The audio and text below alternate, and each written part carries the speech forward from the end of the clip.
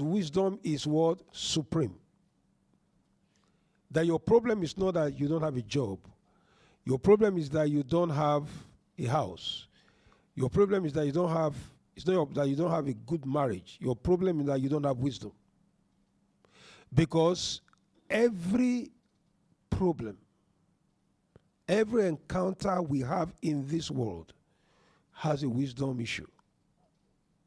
And so when wisdom is deficient, everything collapses. Now, Aramaic Bible says wisdom is the summit. Get wisdom, and with all your possessions, possess understanding.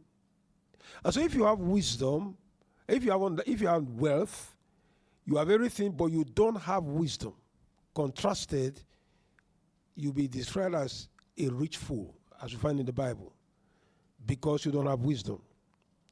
Contemporary English version says the best thing about wisdom is wisdom itself. So you don't think about wisdom in terms of its attributes. You think of wisdom in terms of its uniqueness. So wisdom is great because of wisdom. And it is not great because wisdom helps you to do something good. It is great because it is wisdom. Good News Translation take wisdom is the most important thing. You know, Stephen Covey wrote a book called First Things First.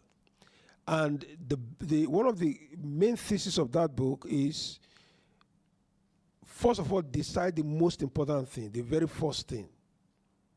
Now it says wisdom is the most important thing. And then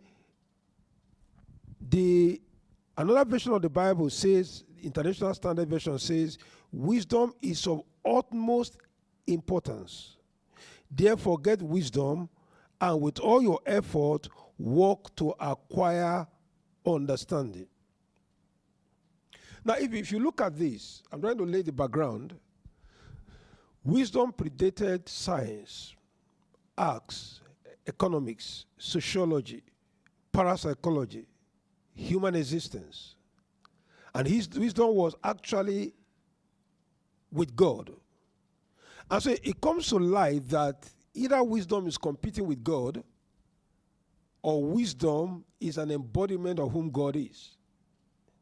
And so when you say wisdom, actually you are actually referring to what God is. He has the signature of wisdom. And to God, wisdom is not an expression of actions. It is who he is. And so when you say you have wisdom, we are saying that you have the depth of God. You have the power of God. You have God's fully embraced inside you. Now, this was rightly described, by Paul when he was referring to God's own image, the very God person who came into this world, who is an expression of God. He said, in him is hid all the treasures of wisdom and knowledge. Then he quickly added in another verse that you are complete in him who is the head of all principalities and of powers. And so wisdom, as far as Paul was concerned, is an embodiment of Christ, because Christ is the direct image of the Father.